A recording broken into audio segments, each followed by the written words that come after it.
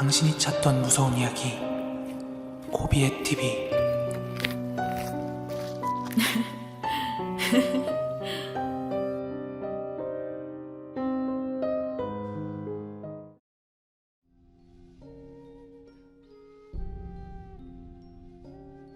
최근 살목지 괴담편 영상을 보고서 이렇게 이야기해봅니다. 저는 붕어 낚시만 15년 넘게 해온 낚시꾼입니다. 낚시 카페나 커뮤니티 같은 곳을 보면 전국 저수지나 소류지 이곳저곳에서 귀신 목격담이 어디든지 다 있습니다. 왜 그런 걸까요?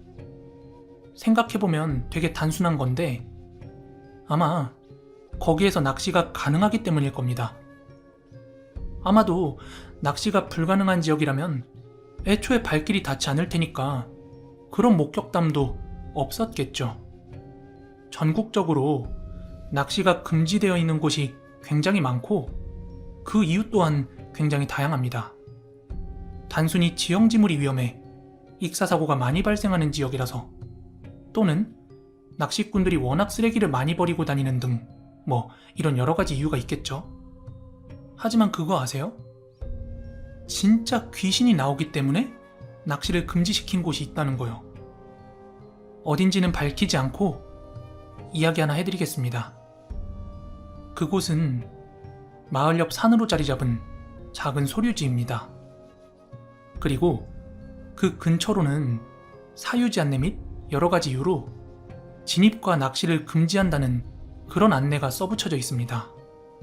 심지어 그곳은 외지인이 절대 들어갈 수도 없는데 처음 보는 차가 그 방향으로 들어갈 때면 동네 주민들이 다 주시를 하고 있습니다.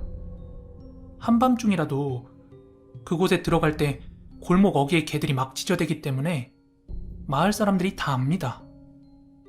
누구 하나라도 거기에 진입하는 것처럼 보이는 낚시꾼 행세를 하고 있으면 바로 신고해서 낚시를 못하도록 끌어내립니다.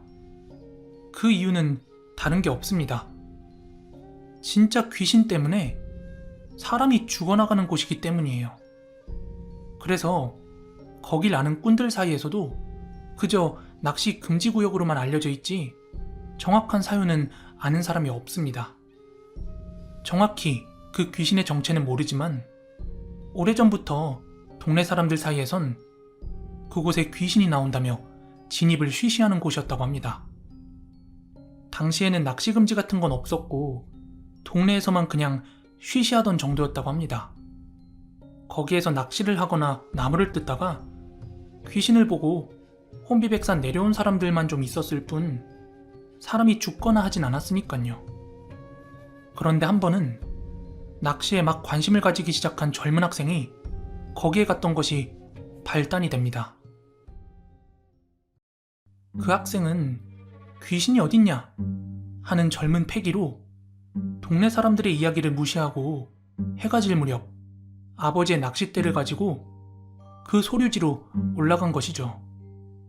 그렇게 대를 편성하고 낚시를 시작했는데 오랫동안 발길이 닿지 않은 곳이라 그런지 입질도 잘 오고 붕어 사이즈도 꽤나 준수했다고 합니다.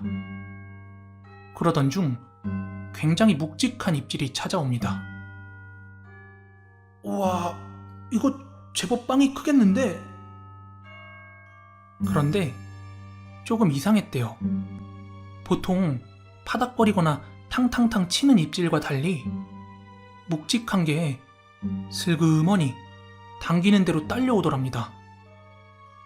그리고 거의 무가까지 다 당겨왔을 쯤에 이 학생은 그대로 주랭랑을 칠 수밖에 없었습니다. 왜냐하면 낚싯바늘에 걸려서 떠오른 건 물고기가 아니라 학생을 노려보는 귀신의 머리였거든요.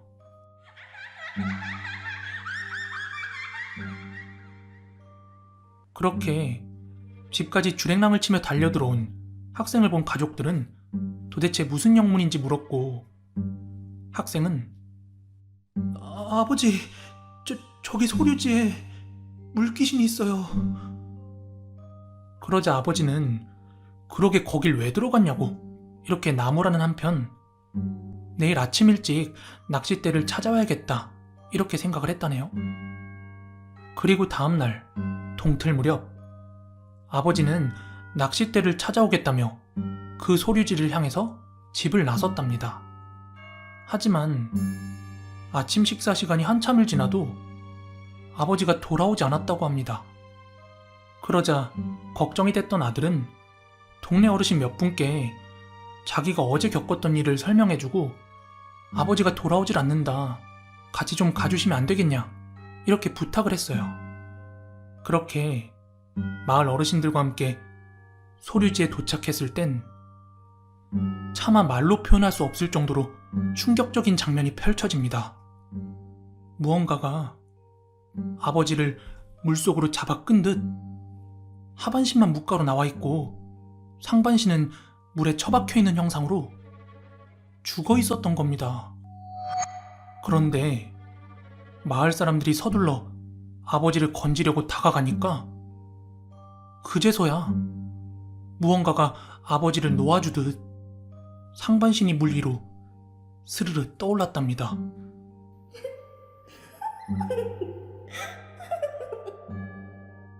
동네가 난리가 났대요.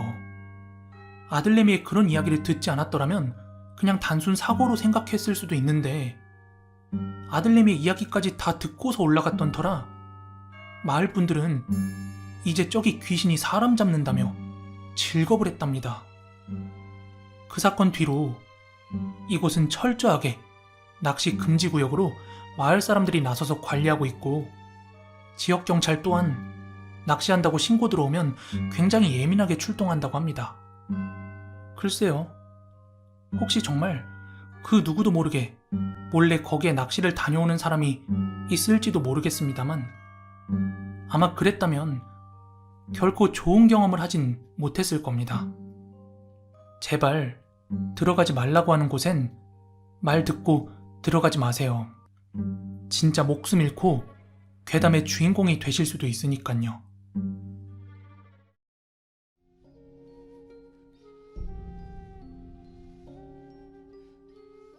제가 지금 나이가 35살이고요. 이 이야기는 제가 26살 때 겪었던 이야기입니다. 그 당시 저는 화양동에 있는 한 옥탑방에서 여자친구와 함께 동거 중이었습니다. 아마 제가 코비의 TV와 같은 공포방송을 즐겨보게 된 것도 그날의 기억 때문일 겁니다. 왜냐하면 그전엔 제가 귀신 믿는 사람들 전부 다 완전히 바보 취급을 했거든요. 저는 귀신을 전혀 믿지도 또 본 적도 없었고 더군다나 여자친구는 무서운 걸 워낙 싫어해서 귀신 같은 거를 막 부정하곤 했어요. 그래서 그때 여자친구랑은 공포영화 같은 거 꿈도 못 꿨고 항상 멜로나 액션 영화 같은 것만 봤습니다. 아무튼 때는 9년 전으로 거슬러 올라갑니다. 그때는 무더운 여름날이었습니다. 당시 저는 대학교 3학년이었고요. 여자친구는 저보다 한 살 어렸지만 이제 막 회사 생활을 시작한 때였어요. 저희는 같은 학교에서 만나게 된 CC였고 천만 다행히도 같은 과는 아니었습니다. 그리고 당시 저희는 옥탑방에서 살고 있었는데 둘이 살긴 약간 좁긴 했지만 당시 워낙 사이가 뜨거울 때라서 그런 거 전혀 개의치 않았습니다. 동거를 처음 시작할 땐 이 평수가 부족함이 없을 거라고 생각을 했는데 여자들의 짐이 생각 이상으로 참 많구나 하는 걸 점점점 깨달아갔습니다. 그래서 반년 남은 계약이 끝나면 저희는 돈을 합해서 이사를 갈 생각이었어요. 옥탑방은 옥상 마당을 저희 것처럼 단독으로 쓸 수가 있어서 밤에는 맥주 한 잔씩 하기가 참 좋았던 걸로 추억을 합니다. 하지만 그 좋았던 추억이 공포로 변하는 건 한순간이더라고요. 하루는 비가 오던 날이었습니다. 그날은 친구들과 만나기로 약속이 되어 있었는데 원래 약속 장소는 집 근처였던 건대 입구역이었는데 그날 비가 오는 바람에 애들이 파전 노래를 불러서 저희는 파전이 유명한 회기역까지 가게 됩니다. 그때 여자친구는 퇴근하고 집에 와 있었는데 제가 사전에 친구들 만날 거라고 얘기도 해놨고 또 늦을 것 같아서 먼저 자고 있으라고 얘기를 해놨습니다. 그렇게 회기에서 친구들을 만나서 실컷 파전도 먹고 막걸리도 부어라 마셔라 하다가 한 자정쯤 됐을 때 막차가 끊기기 전에 저희는 다 각자 집으로 해산을 했습니다. 그리고 전 어린이 대공원역에서 내려서 집까지 우산을 쓰고 걸어가고 있었습니다. 그렇게 조금 걸어서 자취방 건물에 도착을 했고 그 건물은 엘리베이터가 없었기 때문에 걸어서 계단을 올라갔습니다.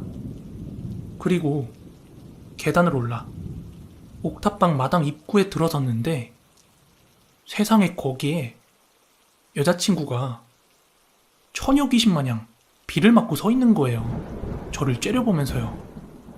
그래서 저는 술김에 여자친구를 끌어안으려고 다가가는데 얘가 저를 밀어내는 거예요. 그래서 왜 그래 자기야? 뭐 내가 늦게 들어와서 화났어? 이렇게 물어보니까 내가 그것 때문에 화났겠어? 지금 몰라서 물어? 막 이러는 거예요. 근데 전 진짜로 몰라서 물었거든요. 하여간 계속 밖에서 비를 맞고 있을 수는 없으니까 일단 들어가서 이야기하자 하고 여자친구랑 함께 들어왔어요. 그런데 얘가 아주 뿔이 단단히 나서 저한테 대화를 안 하려고 하는 거예요. 입을 뻥끗 안 해요. 그래가지고 한참 기다렸어요. 영문을 모르니까요. 그랬더니 그제서야 입을 떼기 시작하는데 이유는 다음과 같습니다. 여자친구가 말하길 자다 깨서 이제 집에 갈게 하고 제가 보낸 메시지를 확인했대요. 그런데 시간을 보니 제가 슬슬 들어올 때가 된 것 같아서 우산을 쓰고 옥상에 나가서 제가 오나 안 오나 골목길을 내려다보고 있었대요. 그런데 두 사람이 걸어오고 있었는데 우산이 제 우산이었대요. 그리고 그 한 우산 아래로 웬 여자가 제 팔짱을 꽉 끼고 같이 걷고 있더랍니다. 근데 팔짱을 너무 꽉 끼고 있어서 왠지 더 보고 있자니 집 앞에서 키스라도 할 것 같아서 더 못 보겠더랍니다. 그런데 저 맹세코 혼자 왔거든요. 그래서 너 도대체 무슨 소리냐고, 너 누굴 본 거냐면서 아주 당당하게 해명을 했습니다. 핸드폰에 오늘 찍은 파전 막걸리 사진이랑 친구들과 찍은 사진 다 보여줬고요. 합리적으로 할 수 있는 해명 다 했습니다. 진짜 술이 확 깨더라고요. 그리고 여자친구도 자기가 기습으로 기다리고 있던 것 치곤 제가 뜨끔하는 기색도 없고 너무 당당하니까, 그리고 증거도 명확하고요. 긴가민가 해 하면서도 그 화를 죽이지 못하고 있더라고요. 저는 마지막 해명으로 내가 작정하고 바람필 생각이었으면 그 여자를 데려다 주고 오지 뭐하러 내가 배웅을 받겠냐, 이 이야기를 마지막으로 씻으려고 옷을 벗었습니다. 그런데 그때였습니다. 조금 전까지 거의 울기 직전으로 눈시울을 붉히던 여자친구가 갑자기 토끼 눈이 돼서는 자기야, 자기 팔이 왜 그래? 이러는데, 아니 글쎄, 멀쩡하던 제 팔뚝에 선명하다고 하면 좀 과장이겠지만 제 팔 한 바퀴를 진짜 누가 꽉 조여서 감싼 듯 멍이 들어있더라고요. 아침까지만 해도, 아니 심지어 오후까지만 해도 멀쩡했거든요. 그 순간 저도 여자친구도 이거 진짜 뭐가 있긴 있었구나, 아니면 우리가 단단히 홀렸구나, 이런 생각을 했습니다. 그로 인해서 뭔가 애매하게 오해가 풀리면서 여자친구가 화가 누그러들긴 했지만 이게 공포심이 극대화되면서 저를 엄청 걱정하더라고요. 제가 뭐 잘못되는 거 아닌가 하고요. 이걸로 끝이 아닙니다. 그렇게 며칠이 지났어요. 그날도 비가 오는 날이었는데 여자친구가 야근을 해서 좀 퇴근을 늦게 했습니다. 그리고 역 근처를 지났다는 문자를 받고 이제 슬슬 오지 않을까 싶어가지고 옥상에 나가서 담배를 한 대 피면서 여자친구가 오는 방향을, 그 골목길을 보고 있었어요. 근데 골목 끝에서 여자친구가 걸어오는데 그 옆에 웬 여자가 같이 걸어오더라고요. 처음엔 아는 사람인가? 이렇게 생각을 하다가 좀 이상한 거예요. 여친이 썼던 우산이 큰 장우산도 아니었는데 그 옆에 서 있던 여자는 거의 비를 다 맞을 정도로 옆에 삐져나와서 걷고 있더라고요. 순간 직감적으로 감이 좋지 않아서 바로 건물 아래로 막 뛰어내려갔습니다. 그리고 건물 1층 입구에서 여친을 마주했을 땐 역시나 여친 혼자였습니다. 하지만 이 사실을 여자친구한테 이야기하면 기절할 게 뻔히 눈앞에 보여서 저는 헤어질 때까지 이 이야기를 함구했습니다. 물론 그 이후로 이런 일이 한 번만 더 발생하면 여자친구한테 사실대로 말하고 그냥 속는 셈 치고 무당집 한번 가보자 이렇게 생각을 하고 있었는데 다행히 저희가 헤어질 때까지는 다시 그런 일이 발생하지 않았습니다. 도대체 비 오는 날 저희 커플에게 나타났던 그 여자는 누구였을까요?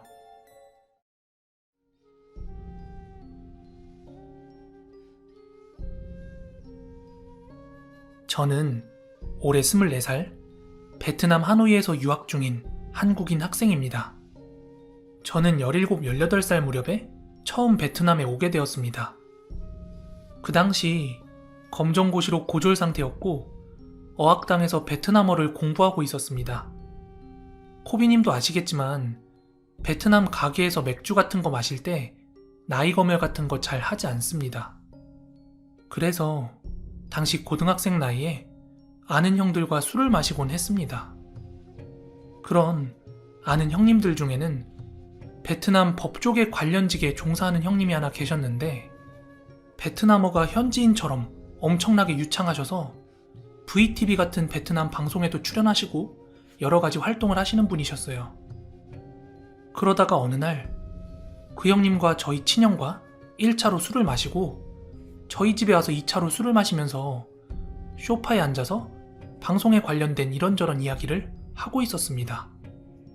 베트남 전국 여행 촬영 썰이며 그러다가 쥐잡아 먹은 썰이며 뭐 이런 얘기들이요. 그러다가 잠깐 대화에 공백이 생겼는데 그 형이 문득 뭔가가 생각난 듯 이야기를 하나 시작해 주셨습니다. 그 이야기는 촬영차, 베트남 북부 국경지대에 하장, 까오방 등을 방문했다가 귀신으로 보이는 걸 봤다는 그런 이야기를 하시는 겁니다. 그래서 괴담 같은 거 들어본 지도 오래됐고 한번 드러나 보자 하고 저와 친형은 귀를 쫑긋 세웠습니다. 해당 방송은 제가 알기로 베트남 북부 국경지대에서 중국과의 긴장 상태 등을 보도하는 내용이었는데 베트남 상황에 대해 어느 정도 알고 있는 외국인의 반응을 확인하고자 그 형이 방문하신 걸로 알고 있습니다. 촬영을 갔던 그날은 아침 촬영 일정이 짙은 안개 탓에 계속 더뎌졌고 베트남 북부는 간혹 눈발도 휘날리고 아주 춥습니다. 결국 촬영 일정이 미뤄져서 군부대 막사 안에서 하루를 보내기로 했답니다. 당시 베트남 국경지대에는 저녁 6시쯤이 넘으면 등화관제라고 해서 적의 폭격이나 포격을 피하기 위해서 군부대, 관공서는 물론 일부 민가까지 전부 불을 꺼야 하는 제도가 있었습니다. 그래서 저녁에 담배나 한 대 피우려고 마당에 나갔더니 마당은 말 그대로 칠흑과 같았고 안개 같은 것 때문에 별빛, 달빛조차도 보이지 않았다고 합니다. 그 형은 혼자 나가면 보초한테 걸려서 5인 사격으로 총 맞고 죽을까봐 카메라 담당 PD랑 함께 나갔다고 합니다. 그렇게 담배를 한 대 피우고 들어가려고 하는데 그 숙소 현관 유리문이 안쪽에서 잠겨 있어가지고 막 우왕좌왕 하고 있었대요. 그래서 카메라 PD에게 이거 당직 장교라도 불러서 문 열어야 되는 거 아니냐 하고는 당직 장교를 불렀는데 규정상 일정 시간이 지나면 문을 열어줄 수도 없고 전화를 하자니 통화권도 이탈이라 연락을 할 수 없었다고 합니다. 당직 장교는 옆에 있는 다른 방에서 잠을 자라 이랬답니다. 베트남에 한 번이라도 살아보셨던 분들은 아시겠지만 베트남 관료들이 이런 규정 같은 거 지킨답시고 굉장히 고구마 먹은 듯 답답하게 굴어요. 그래서 조용히 그냥 다른 방에서 PD랑 함께 잠을 자는데 9시 반쯤 일찍 잠들어서 그런지 한 새벽 4시? 4시 반쯤에 눈이 떠졌답니다. 그래서 다시 잠에 들려고 하는데 잠도 잘 안 오고 아직도 밖은 어두운데 괜히 문 열고 나가려다가 소리 나면 당직 장교나 보초들한테 한 소리 들을 것 같고 또 PD는 너무 곤히 잠들어 있어서 어떻게 깨울 수도 없어서 그냥 담배 피고 싶은 거 참고 누워 있었대요. 그런데 그때 누군가가 문을 똑똑 하고 두드리더래요. 그런데 한 3분 정도의 간격을 두고 계속해서 똑똑 똑똑 하고 두드리는 소리가 나서 그냥 바람 소리겠거니 하고 자려고 하는데 쭈어이 이런 어린아이의 목소리가 문 밖에서 들렸다는 겁니다. 이 쭈어이 하는 말이 베트남 말로 어린애들이 아저씨, 삼촌 부를 때 하는 말이거든요. 그래서 아니 뜬금없이 새벽 4시에 군부대에서 애기 목소리? 뭐지? 그 당시에는 무섭다는 생각은 전혀 못하고 너무 이상해서 문을 열어줬더니 머리카락이 거의 하나도 없는 꼬마가 눈을 동그랗게 뜨고서는 그 형님을 보더니 "Chú ơi, cho cháu điện thoại, cho cháu bắt lửa" 이러더라는 겁니다. 한국말로 번역하자면 "삼촌, 휴대폰 좀 주세요. 라이터 좀 주세요." 이런 말인데 형님은 너무 당황해서 "너 누구니? 여기 어떻게 들어왔어?" 하고 물었는데 그 아이가 옹알옹알 알아들을 수 없는 말만 해서 "삼촌이 너무 피곤해서 그러는데 삼촌 담배도 안 피고 휴대폰 지금 배터리도 없어." 이랬더니 "컴건 윈도우" 이러더랍니다. 배터리는 필요 없다는 말인데 그 형님은 라이터도 비싼 듀퐁 라이터고 휴대폰은 말할 것도 없고 그래서 그 아이를 겨우겨우 달래서 보내고 다시 잠이 들었는데 그리고 그 다음날 아침 7시 반쯤 기상해서 같이 잠을 잤던 PD들과 담배를 피면서 어제 그 이야기를 했는데 그냥 그러려니 하고 넘어갔답니다. 그런데 촬영 시작에 앞서 촬영 허가 지역 답사 중에 카메라 PD가 그 책임 PD한테 어제 그 아이에 대한 이야기를 했나봐요. 어쩌다가. 그러다가 어떻게? 책임 PD가 그 이야기를 대대장급 장교에게 하게 되었고 그때 그 장교가 완전히 극대노를 하더랍니다. 어떻게 꼬마애가 야간에 군부대에 들어와서 촬영 스태프한테 구걸을 할 수 있냐. 그것도 외국인한테. 이건 인민군 망신이다. 이러면서 완전 극대노를 했대요. 그러다 보니 중대장과 여타 장교들이 우르르 달려와서 그 형님한테 진짜 군부대에 무단 침입한 아이가 있었냐, 잠결에 잘못 본 거 아니냐 이러면서 막 몰아붙였는데 그 형은 미안하긴 했지만 어쩌다 보니 책임 소지가 자기한테 넘어오는 것 같아서 "아니요, 제가 두 눈으로 본 거 확실하고요. 그 애가 휴대폰이랑 라이터 달라고 하는 것까지 제가 똑똑히 들었습니다." 이렇게 자세하게 정황을 설명했더니 장교들이 갑자기 조용해지더니 그냥 알겠다고 하더니 다들 갈 길 가더랍니다.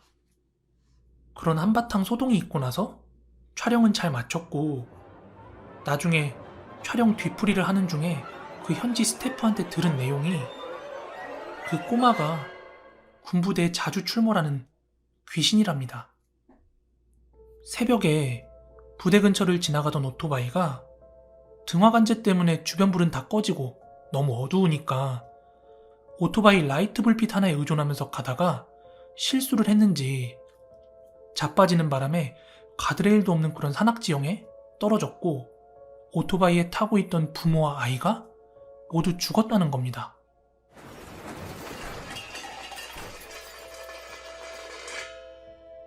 그 후에 베트남 병사들 사이의 괴담으로 새벽에 근무를 서고 있으면 웬 아이가 와서 라이터 있냐, 핸드폰 있냐 이렇게 물어보고는 사라진다는 것입니다. 어느 나라 군대나 마찬가지로 군대 관료들은 그런 거 전혀 믿지 않았다고 합니다. 그런데 외부인이, 그것도 병사랑 접촉이 제한되어 있는 외국인이 직접 겪었다면서 구체적으로 그 이야기를 하니까 군대 입장에서는 난감할 수밖에 없었던 거죠. 그 후에는 어떻게 되었는지 말씀은 안 해주셨는데 아직까지도 그 아이의 모습이 기억에 생생하고 귀신이라고 할 만한 그런 기괴함도 전혀 없어서 그냥 넘겼다고 하는데 가끔 한 번씩 떠올려보면 좀 무섭다고 하네요. 어쩌면 어둠 속에 사라진 부모님을 찾으려고 휴대폰과 라이터를 빌려달라고 했던 게 아니었을까요?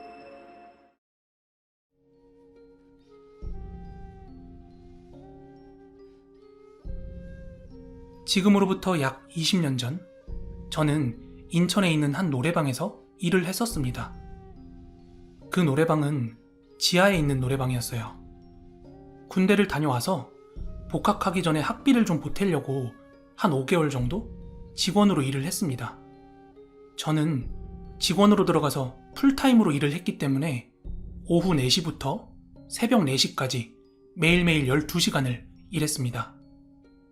노래방은 룸이 총 10개였고 단체 손님 받는 대형 룸이 2개, 소형 룸이 8개가 있었습니다.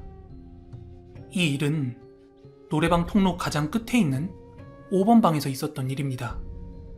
제가 처음으로 이 5번 방에서 이상한 낌새를 느낀 건 일을 시작하고 한 3주 정도 뒤였습니다. 사장님은 딱 2주 정도만 저에게 일을 가르쳐 주셨어요. 여러 가지 기계들 작동법부터 과일 안주 주문이 들어오면 주변 호프집에 전화해서 주문을 하고 받아와서 대접하는 거, 그리고 청소, 기타, 손님 응대하는 방법 등을 가르쳐 주셨어요. 그렇게 딱 2주 정도만 같이 있어 주시고 그 뒤로는 오픈 시간대나 마감 시간대만 한 번씩 나와주시고 나머지 시간에는 저 혼자 가게를 다 봤습니다. 하루는 자정이 넘은 시간이었는데 룸이 딱 2개만 남아 있었습니다. 그날은 기억이 드문드문 나는데 한쪽 방은 저와 같은 학생들이 있었던 걸로 기억을 하고요. 5번 방은 누가 봐도 불륜 커플인 것처럼 보이는 중년 커플이었던 걸로 분명히 기억이 납니다.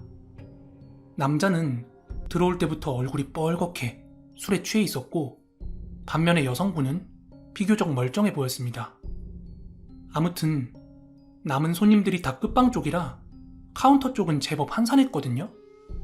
그런데 정적을 깨고 갑자기 마이크 떨어지는 소리와 함께 여자가 비명을 깍 하고 지르더니 문 밖으로 뛰쳐나오는 거예요.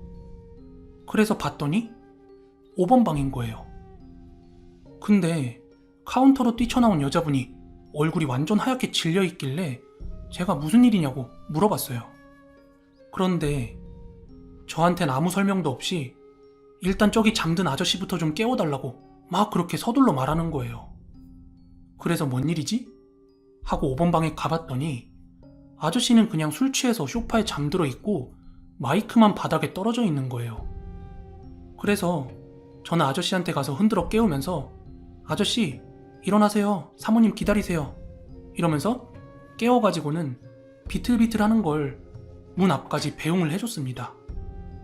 그랬더니 기다리던 여성분이 남자분의 손을 잡고 막 끌더니 도망치듯이 노래방 밖으로 나가더라고요.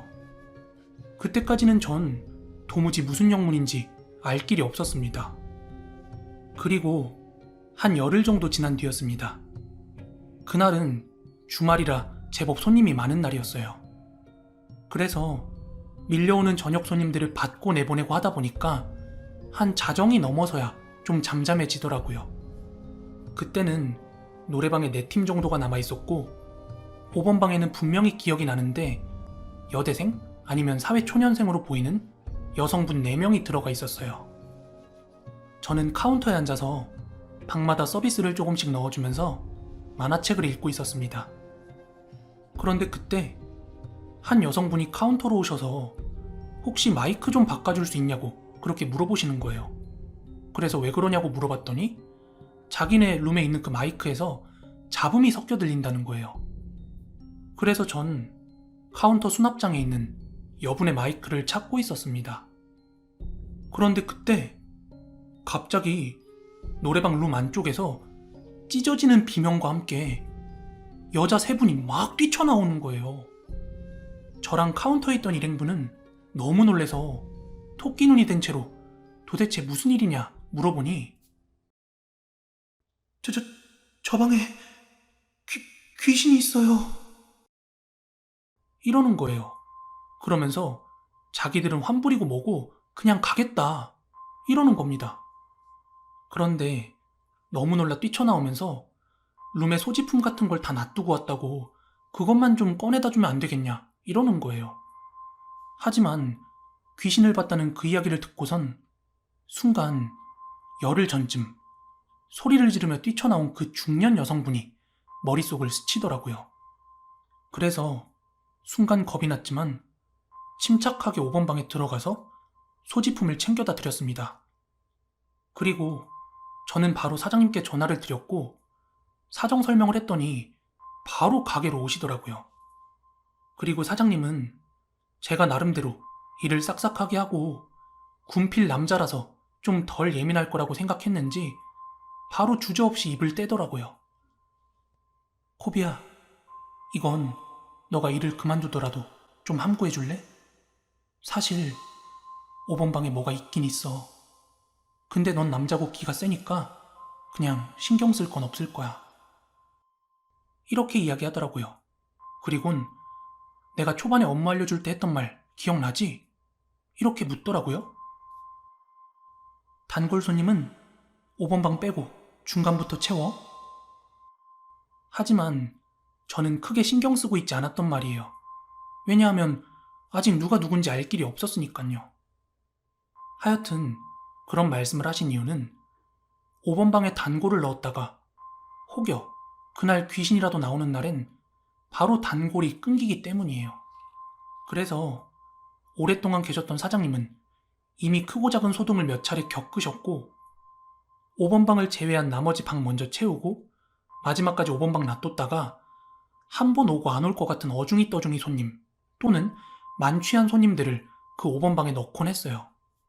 왜냐하면 귀신이 맨날 보이는 건 아니었기 때문에 안 보이면 좋고 봐도 그만인 손님들이기 때문이에요. 아무튼 그 사실을 알고 난 뒤에도 제 눈에 보인 실체가 없었기 때문에 저는 계속해서 일을 했습니다. 하지만 계속 일을 하는 동안에도 5번 방에 들어갔던 손님들로부터 마이크가 이상한 것 같다, 스피커에서 잡음이 들린다, 이런 컴플레인은 종종 있었습니다. 그리고 제가 일을 한 지 5개월째 되는 날 일을 그만두기로 결심합니다. 그날은 사장님이 상갓집에 가셨다고 마감 때 못 나오신다며 저한테 알아서 문 잠그고 가라고 하시는 거예요. 그래서 전 새벽 4시에 아무도 없는 노래방을 혼자 청소를 하고 마지막으로 카운터 정리를 하고 있었는데요. 그 노래방 끝쪽 방에서 탬버린 떨어지는 소리 같은 게 나는 거예요. 그래서 뭐지? 하고 노래방 통로를 걸으면서 방들을 좌우로 살피고 있는데 5번 방에 있던 탬버린이 테이블 아래로 떨어져 있는 거예요. 탬버린은 소파 등받이 같은 데 걸쳐놓는 경우도 있어서 그게 미끄러져서 떨어졌나 보다 이렇게 생각을 했어요. 그래서 전 탬버린을 줍기 위해 테이블 아래로 몸을 숙였습니다. 그리고 전 보고야 말았습니다. 테이블 건너편으로 여성의 것으로 보이는 다리가 보였는데 흥건하게 물을 뚝뚝 떨구고 있었습니다. 그때 진짜 저 너무 놀래서 머릿속이 백지장이 됐어요. 그렇게 혼비백산한 채로 막 노래방 밖으로 뛰쳐나와서 와, 진짜 내일부터 출근 못하겠다 이런 생각이 드는 거예요. 뭐 어렴풋이 보인 것도 아니고 너무 뚜렷하게 그 두 다리가 보였거든요. 그리고 저는 사장님한테 바로 전화를 걸어서 저 내일부터 도저히 출근할 자신이 없다 이렇게 말씀을 드렸더니 더 이상 붙잡지를 않더라고요. 도대체 저와 손님들이 봤던 그 귀신의 정체는 무엇이었을까요? 지금은 그 노래방도 건물도 사라지고 새로운 빌딩이 들어서서 전혀 알 길이 없습니다.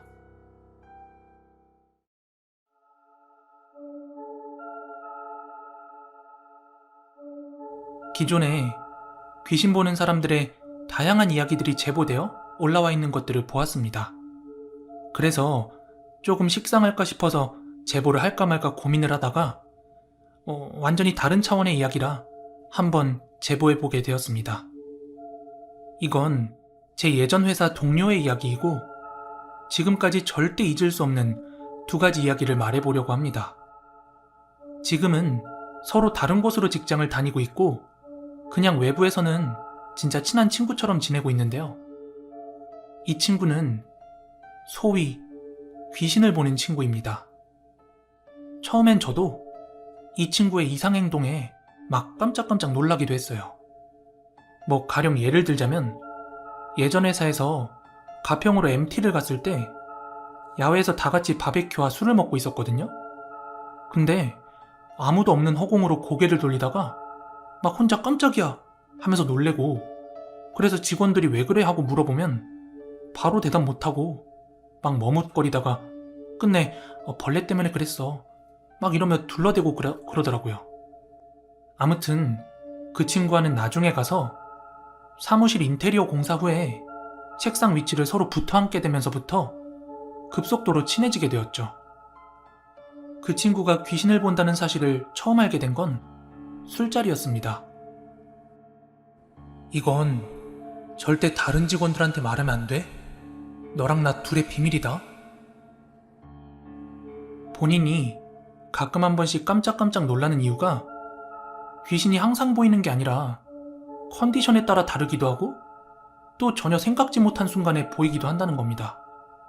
그래서 넋 놓고 있다가 근처에 귀신이 보이면 막 화들짝 놀라고 한다더라고요.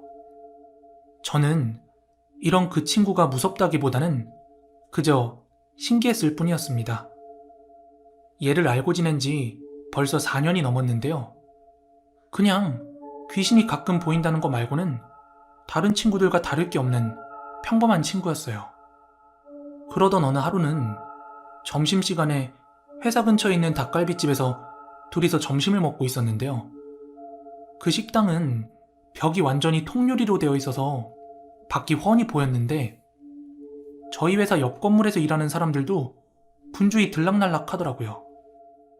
말 한마디 안 섞어봤어도 매일 점심시간이면 보이는 얼굴들이다 보니까 저 건물 사람들인 건 다 알거든요.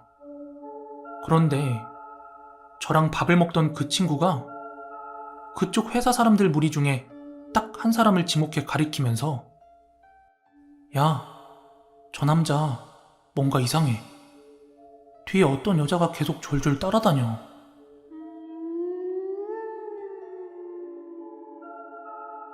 저한테 이러길래 나는 아무것도 안 보이는데 뭐 귀신 같은 거야? 하고 물어보니까 그렇다고 하더라고요. 그래서 아, 얘가 또 귀신을 봤나 보구나 하고 그냥 그렇게 넘어갔습니다. 그런데 며칠 뒤 저희 회사 차장님이 외근 나갔다가 사무실 들어오시면서 와, 옆 건물 사무실 지금 난리난 모양이다? 이러시더라고요. 그러면서 뭐 경찰이 와서 누굴 연행했니 뭐니 하면서 그렇게 호들갑 떨면서 들어오시더라고요. 그리고 점심시간이 지나서야 그 정확한 소문을 듣게 되었는데 옆 건물의 한 남자가 살인사건으로 연행이 되었다고 하더라고요. 그런데 그 용의자가 며칠 전 친구가 여자 귀신이 졸졸 따라다닌다며 이야기했던 그 남자였던 거예요. 그때부터 전 그 친구가 정말 보통이 아니구나 이렇게 생각을 했죠. 하지만 얘는 자기도 이게 완전히 우연이라고 하더라고요. 이게 항상 보이고 항상 이렇게 되면 자기가 형사하지 뭐하러 직장생활 하겠냐면서요. 그리고 다음 썰은 약간의 추측이 가미된 이야기지만 너무 소름 돋았던 이야기예요. 그때는 저도 걔도 서로 남자친구가 있을 때였습니다. 그런데 얘는 자기가 남자친구가 생기면 절대로 귀신이 보인다는 이야기를 하지 않았대요. 왜냐하면 자기를 이상하게 생각할까봐 항상 숨긴다고 하더라고요. 아무튼 그 해 여름휴가 때는 각자 남자친구와 실컷 휴가를 즐기고 다시 회사로 돌아왔습니다. 다시 출근 모드로 쾌행하니 사무실에 앉아서 후유증에 시달리고 있었는데 그날 점심을 먹으면서 친구가 이야기를 꺼내더라고요. 그게 무슨 이야기였냐면요. 남자친구가 골프를 좋아해서 처음으로 남친 따라서 필드를 나가봤다고 해요. 그때까진 괜찮았는데 밤에 근처 구경을 한다고 차를 끌고 드라이브를 나가는 중에 완전히 식겁했다고 합니다. 지금까지는 귀신이 보이면 하나둘 정도 보이고 말았는데 골프장 주변 찻길부터 주변 숲을 능선까지 뭐 대여섯 이상의 귀신들이 막 정처 없이 어슬렁대는 게 보이더랍니다. 친구는 너무 놀라 순간 심장이 벌렁거렸지만 혹시라도 남자친구한테 들킬까봐 혼자만 그 공포를 삼켰다고 해요. 친구가 이야기해준 건 딱 여기까지입니다. 그런데 저희 아버지가 건설 쪽 분야에서 오래 일하셨거든요. 한 번은 아버지께 이 친구에 대한 이야기를 들려드린 적이 있었어요. 어디까지나 추측일 뿐이지만 아버지께서 두 번째 이야기를 듣고서 이런 말씀을 하시더라고요. 보통 골프장이나 리조트 개발할 때 근처에 연고 없는 묘에서 나온 뼈들 모아서 인근 산에다 뿌리고 그래. 전에도 그런 걸로 말 많았어.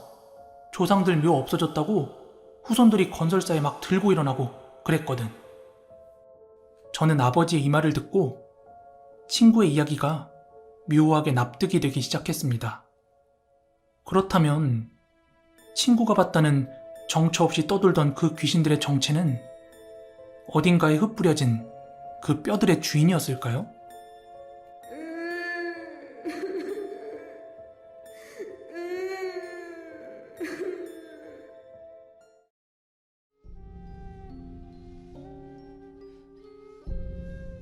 저는 지금 평범한 중소기업에 근무 중인 40대 남자입니다.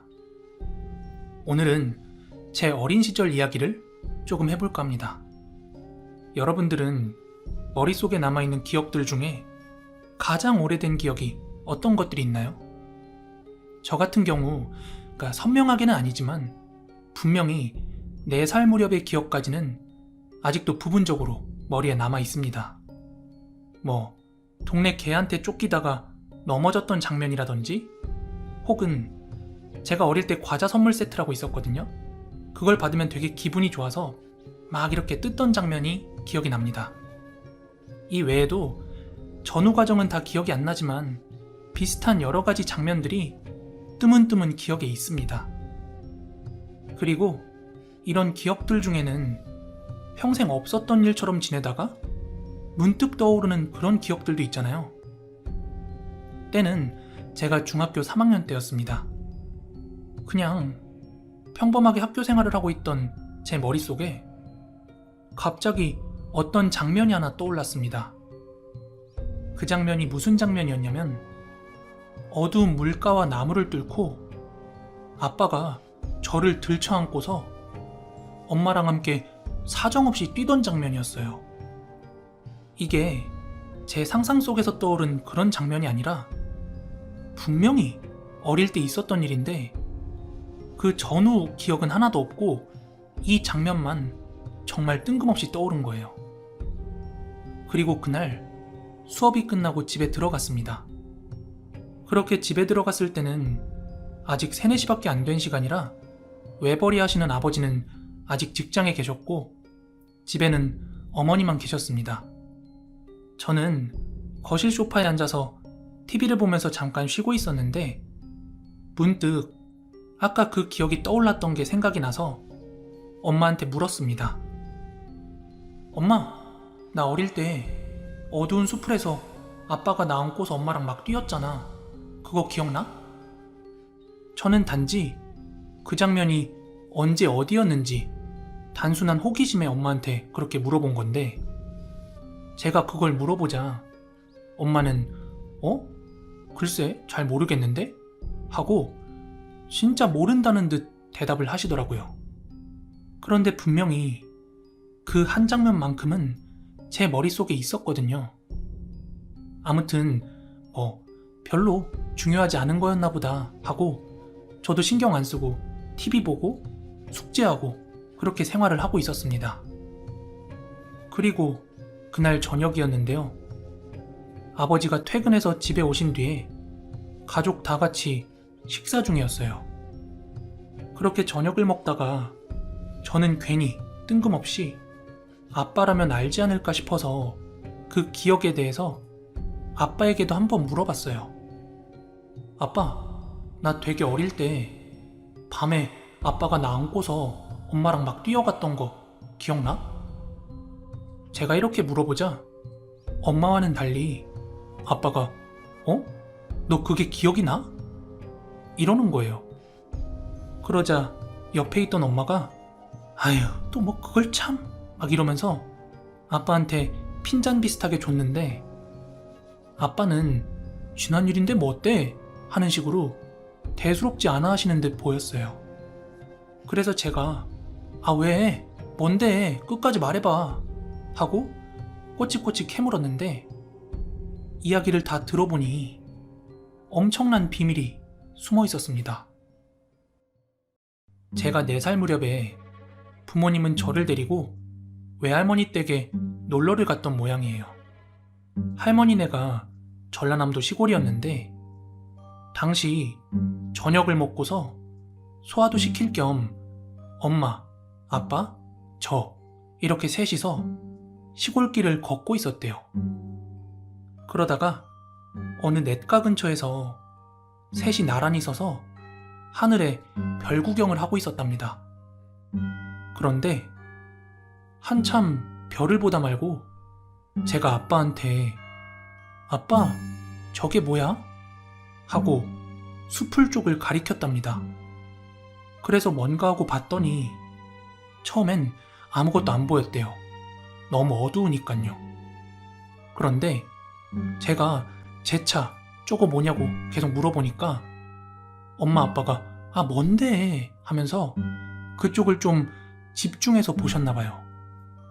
그러자 한 나무 뒤에서 눈만 번쩍번쩍하는 검은 사람의 형체가 손짓을 하더랍니다.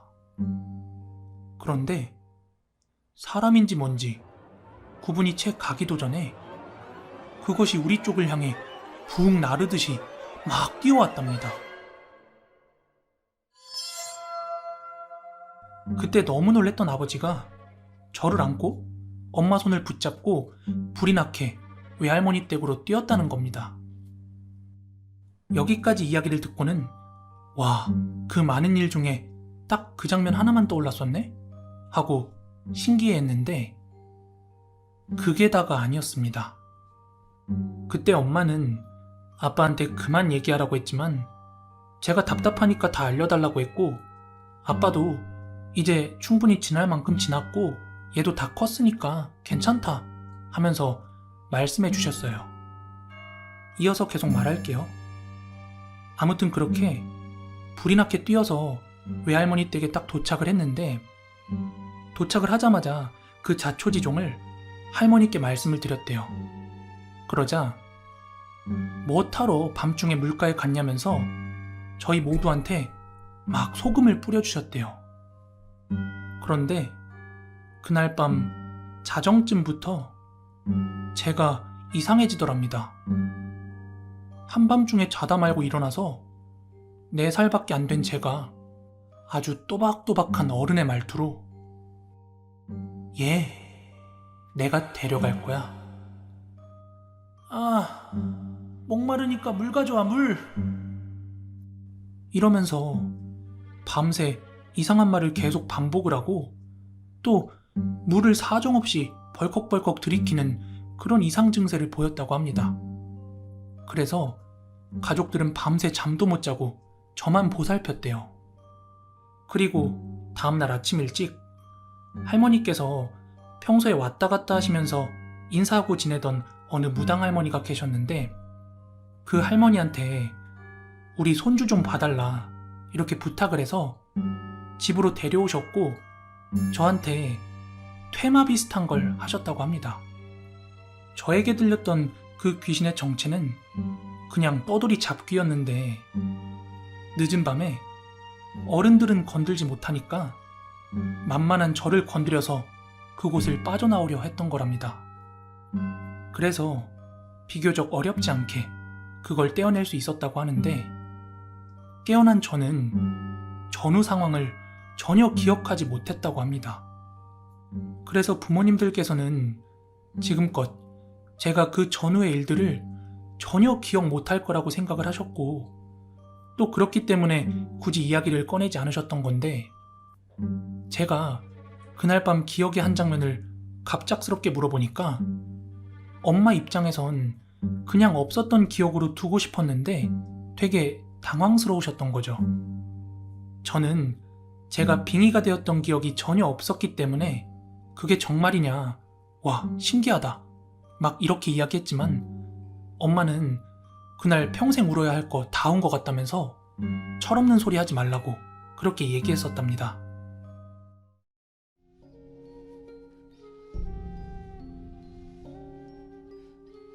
때는 고등학생 때인 것 같아요. 당시 저는 다세대 아파트에 살았습니다. 일본의 버블 붕괴로 인해 제일 교포인 아버지 회사의 회장님께서 임원이던 아버지께 미안하단 말과 함께 그때 97년도쯤 당시 1,000만원가량의 수표를 차비하라고 주셨고 아버지는 그대로 퇴사하셨습니다. 부모님하고 저 세 가족이 살기에는 되게 큰 아파트에 살고 있었는데 아버지의 퇴직으로 인해서 그 전에 살던 큰 아파트에 반의 반만한 다세대 아파트로 이사하게 되었어요. 그 아파트는 복도형 아파트였습니다. 게다가 당시 IMF다 뭐다 해서 한창 살기 힘들 때였어요. 뭐 어쩔 수 없는 선택이었지만 어머니와 저는 크게 불만이 없었습니다. 별일 없이 잘 살았고 다행히도 어머니가 일을 하시는 덕분에 세 가족이 밥은 먹고 살 수 있었습니다. 그리고 동네 분위기 자체가 그래서 그런 건지 몰라도 다세대 아파트에 이사와서 느꼈던 것은 소음이 굉장하다는 것이었어요. 단지 내에서 사건 사고가 매일 밤 일어났고 누가 비명을 질러도 전혀 나와보지 않는 그런 아파트 단지였습니다. 처음 이사 왔을 땐 너무나 당황했지만 우리 가족도 점차 그런 비명이나 욕설, 착해지는 소리에도 꿈쩍도 하지 않고 저녁 식사를 할 정도로 익숙한 삶을 살았죠. 그렇게 시간이 흘러 전 고등학생이 되었고 2002년 월드컵에 열광했던 시절이었어요. 아마도 그쯤인 것 같아요. 왜냐면 제가 살에 민감했던 시절이었거든요. 저는 고등학생일 때 늘 살이 스트레스였고 물론 지금도 자유롭진 못한데요. 아마도 사춘기 시절이었고 뭐 여자친구도 만들고 싶은 그런 마음이었으리라 짐작이 됩니다. 아무튼 보충 수업을 마치고 TV를 좀 보다가 집 앞에서 줄넘기를 하는 그런 나날이 계속되었습니다. 여름은 낮이 기니까 별 생각 없이 단지 내 놀이터 근처에서 뭐 줄넘기를 하거나 철봉에 매달리면서 운동을 했어요. 그렇게 별 생각 없이 운동을 하다 보면 2시간 정도가 흘러 밤 9시쯤이 되기 일쑤였고 제 기억엔 서둘러서 집으로 뛰어 올라간 기억이 있습니다. 당시 우리 집은 3층이었고요. 왜냐하면 누군가 저를 보고 있는 것 같아 무서웠기 때문인데 매일 그런 건 아니지만 그런 경험을 했던 그 시점부터 저는 줄넘기를 하지 않았습니다. 살이 문제가 아니라 너무 무서웠어요. 분명 누군가 노려보고 있는 기분인데, 근데 어딘지 알 수가 없어서 더 미치겠는 거 있죠. 저는 저를 둘러싸고 있는 단지들을 보면서 어디서 쳐다보나 하고 보는데 이 베란다가 너무 많아서 찾는 걸 포기하고 그냥 줄넘기를 하지 않았습니다. 그리고 며칠 지나서의 일입니다. 보충 수업 끝내고 집에 돌아오는데 119가 여러 대 지나갔어요. 저는 뭐 별 생각 없이 집에 들어와서 쉬고 있는데 그때 어머니가 들어오셨습니다. 아들, 무서운 이야기 해줄까? 어머니께서 생전 처음으로 무서운 이야기를 해주신다길래 저는 아주 흥미로웠어요. 뭔데? 무슨 이야기인데 엄마? 너 복도에서 보이는 백구동 알지? 엄마가 거기 1층에서 일하잖아. 근데 아까 119가 여러 대 왔다 갔어. 어머니는 계속해서 이야기를 늘어놓으셨어요. 우리 아파트는 낡은 아파트였는데 그래서 아파트 벽에 새로 페인트 칠을 하기로 했나 봅니다. 페인트공 아저씨들은 25층부터 1층까지 외벽에 매달려서 색을 칠했어요. 아파트가 크고 높다 보니 사람들이 페인트 칠하기 위해 매달려 있는 모습이 정말 작아 보였고 또 아슬아슬해 보였는데 그때 갑자기 페인트공 아저씨 중에 한 분이 막 휘청휘청 하더니 비명을 지르면서 급속도로 내려오셨다고 합니다. 대낮부터 비명도 들리고 경찰 소리도 들리고 하니까 어머니께서도 밖에 나와 보셨나 봅니다. 어머니께서 들은 이야기는 이러한데요. 페인트공 아저씨는 25층부터 페인트 칠을 하고 있었는데 12층쯤 칠하고 있을 때 누가 쳐다보는 느낌이 들었다고 합니다. 처음엔 집에 아주머니나 학생이 신기해서 쳐다보는 줄 알고 그냥 페인트 칠을 하고 있었는데 너무 뚫어지게 쳐다봐서 보통은 집 안쪽을 잘 안 보는데 슬쩍 쳐다봤다고 합니다. 그런데 베란다에 웬 젊은 처자가 목을 매달고 있었고 눈을 시퍼렇게 뜨고 있었다고 합니다.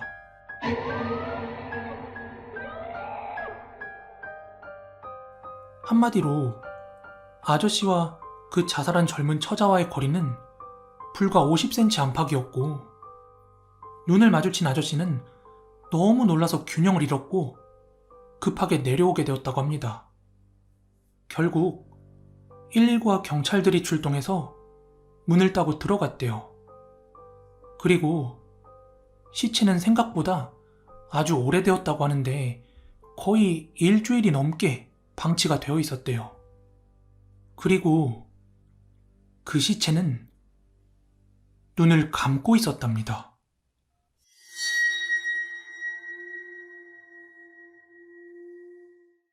여기까지가 어머니 이야기고 이건 그 이후에 들은 이야기입니다. 페인트공 아저씨는 눈을 마주치고 너무 무서웠다고 했는데 그 후에 들은 이야기는 눈을 감고 있었고 이미 사체 훼손이 시작된 상태였다고 했습니다. 자살을 선택한 젊은 처자는 원래 아주 밝은 처자였는데 남편이 바람이 나서 이혼을 하고 나서 우울증에 걸려 술, 담배로 하루하루를 살던 처자라고 합니다. 복도형 아파트라 이웃사촌이 많았지만 이혼 이후 분위기가 안 좋아서 이웃들도 조금 피했다고 들었습니다. 시신은 오랫동안 베란다에 대롱대롱 걸려 있었고 집에서 나오지도 보이지도 않는 옆집 처자에 대해서 아무도 신경 쓰지 않았기 때문에 자살을 알 수 있었던 사람은 아무도 없었다고 합니다. 그런데 제가 소름이 돋는 건 제가 줄넘기를 하던 그 자리 정면으로 고개를 약간만 들면 바로 그 베란다가 보입니다. 가끔은 그 처자가 날 쳐다보고 알아봐 주길 원하진 않았을까? 그런 생각을 했었네요. 그 아파트의 실명은 거론하지 않겠습니다. 1206호. 그 집은 그 이후 늘 불이 꺼져 있었고 한 반년 정도 지나니까 누군가 이사를 왔습니다. 과연 저기 사는 사람들은 그 젊은 처자 일을 알고 있을까? 하는 의문이 듭니다. 그리고 삼가 고인의 명복을 빕니다.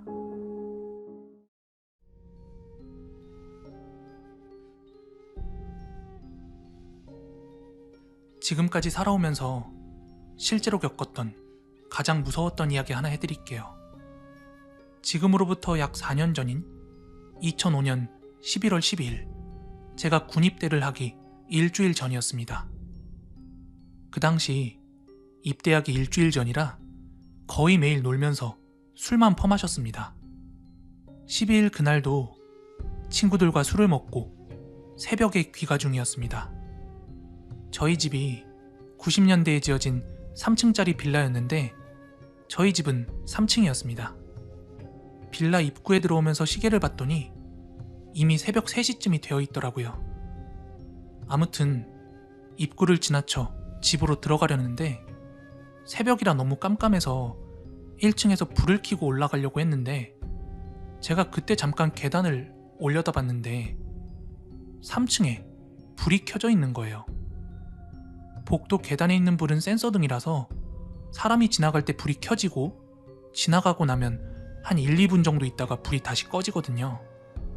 그러니까 3층 복도에 불이 켜져 있다는 거는 이 새벽에 누가 지나가서 불을 킨 지 1분도 채 안 됐다는 거잖아요. 그래서 3층에 누군가가 먼저 집에 들어갔나 보구나 그렇게 생각을 하고 계단을 오르고 있었는데 저 3층에서 진짜 깜짝 놀랐습니다. 3층 복도에 제 또래쯤 되어 보이는 웬 여자애가 우두커니 서 있는 거예요. 속으론 무지무지 많이 놀랬지만 태어난 척하면서 그냥 집으로 들어갔습니다. 그리고 집에 들어와 잠을 자려고 하는데 도무지 잠이 오질 않는 거예요. 그래서 전 거실로 나와서 TV를 켜고 비디오 게임을 하고 있었습니다. 그렇게 게임을 하다가 한 4시쯤 되니까 3층에서 계단 아래로 내려가는 발자국 소리가 또각또각 하면서 나는 거예요.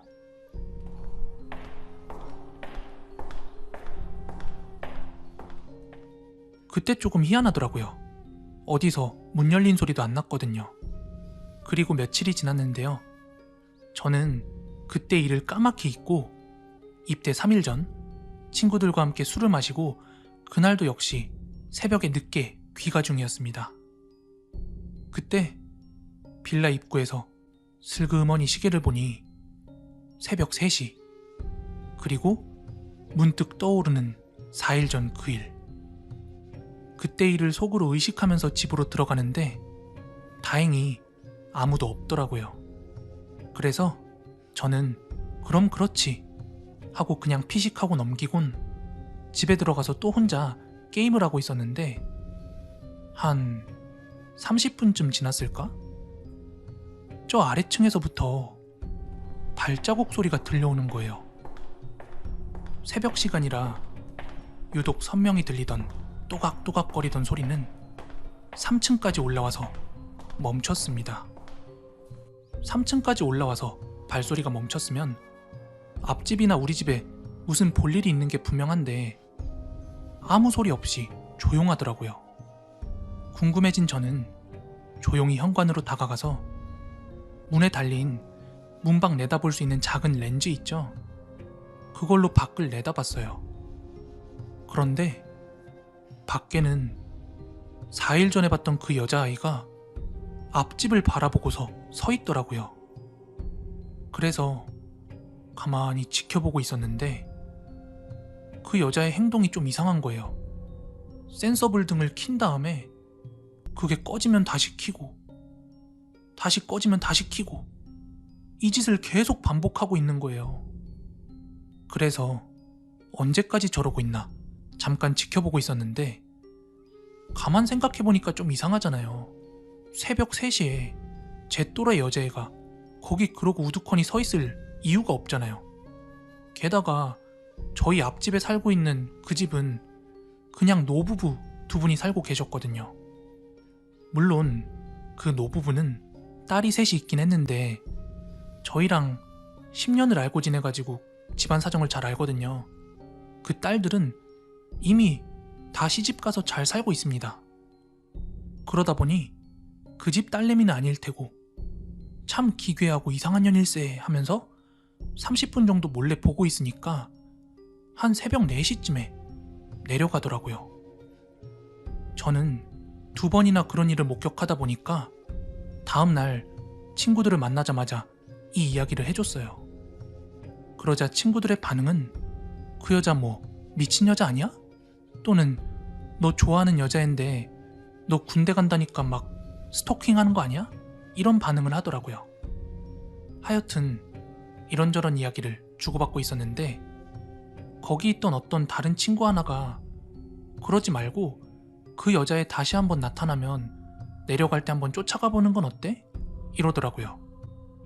그리고 뭐 이런저런 이야기를 하다가 그날은 좀 일찍 집에 들어갔습니다. 하지만 입대를 이틀 남겨두고 일찍 잠이 올 리가 없었죠.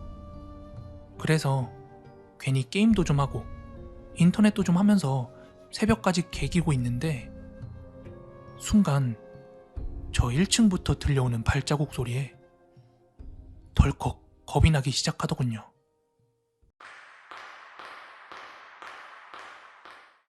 시간은 새벽 3시쯤. 쿵쿵거리는 가슴을 쓸어안고 다시 구멍으로 밖을 보니 역시 그 여자애가 있더라고요. 그리고 몇 분쯤 관찰했을까? 불을 켜고 앞집을 바라보고 있다가 불이 꺼지면 다시 켜는 그런 행동을 계속해서 되풀이하고 있었습니다. 그런데 그때 낮에 친구가 했던 얘기가 떠올랐어요. 한번 따라가 보라고, 그럼 알게 될 거 아니냐 하는 그 말이요. 솔직히 겁이 났지만 그만큼 궁금증도 컸고 또 뭐랄까 약간 스릴 같은 것도 작용을 했어요. 그렇게 이번엔 꼭 따라가리라 마음을 먹고 신발까지 살짝 신고 밖을 계속해서 바라보고 있었는데 그러다가 따라가기는커녕 그만 그 자리에 풀썩 주저앉고 말았습니다. 한 번은 불이 꺼지고 나서 바로 켜지지 않고 약간 텀이 생겼는데 다시 불이 켜진 그때 그 사이에 그 여자가 돌아서서 우리 집, 아니 저를 보면서 웃고 있더라고요.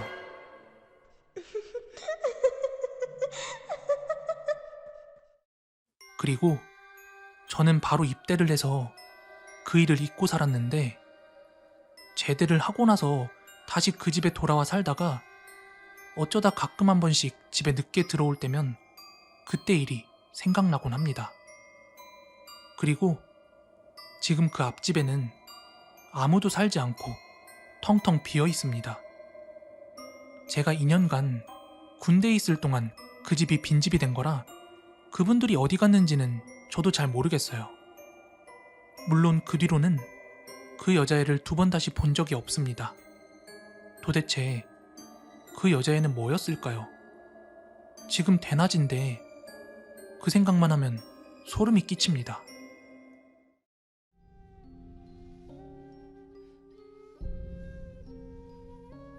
꽤나 오래전인 지금으로부터 20년도 더 전, 당시 초등학생이었던 저는 보령에서 서울에 있는 어느 오래된 빌라로 이사를 오게 되었습니다. 아버지의 사업 때문에 서울로 오게 되었는데 전학 가던 날 다니던 학교에서 친구들과 많이 울었던 기억이 있어요. 그렇지만 또 언제 그랬냐는 듯 새로운 학교와 동네 친구들과도 금세 친해졌는데요. 그렇게 빨리 친해질 수 있었던 이유는 그때만 해도 컴퓨터 게임보단 밖에서 할 수 있는 놀이가 많았어요. 동네 아이들과 숨바꼭질이나 비비탄 총싸움을 진짜 많이 했던 기억이 납니다. 그렇게 그 동네에 산 지도 몇 개월이 지났는데요. 하루는 동네 아이들과 숨바꼭질을 하고 있었습니다. 그 당시 숨바꼭질의 규칙은 어느 전봇대부터 어디까지 벗어나기 없기 하며 일정 범위를 정해놓고서 하곤 했습니다. 그러다 보니 애들이 숨을 만한 위치가 대부분 뻔해서 술래도 다 예측을 할 수 있었습니다. 그래서 전 술래가 저를 찾으러 올 것 같은 분위기면 종종 도망다니듯 장소를 옮겨서 숨기도 하고 했는데요. 술래가 아니었던 저는 처음에는 골목에 세워져 있던 트럭 짐칸에 올라가 똑바로 누워 있었습니다. 그렇게 가만히 누워 있다 보니까 저희 집 빌라 옥상이 보이더라고요. 그런데 그 옥상 난간에 어떤 여자가 긴 머리를 늘어뜨리고 난간 아래 바닥을 내려다보고 있었어요. 하지만 당시에는 이상하다는 생각을 전혀 못하고 왜 그간 옥상으로 숨을 생각을 못했을까 하는 생각에 슬그머니 주변을 살피고 빌라로 들어가 옥상으로 향했습니다.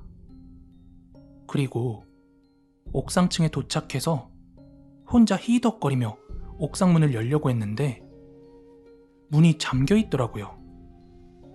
그런데 웃긴 건 옥상층의 문은 건물 안쪽에서 자물쇠로 잠겨 있었어요.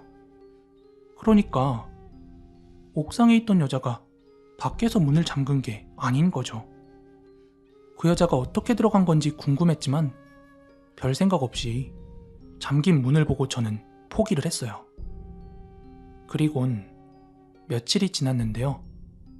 그날은 친구들과 해가 지기 직전까지 동네에서 비빗한 총싸움을 하고 있었습니다. 그런데 당시 저희 집이 3층이었는데 엄마가 베란다 창밖으로 밥 먹으러 들어오라고 소리치시는 거예요. 그래서 엄마를 올려다보면서 엄마, 조금만 더 하고 올라갈게.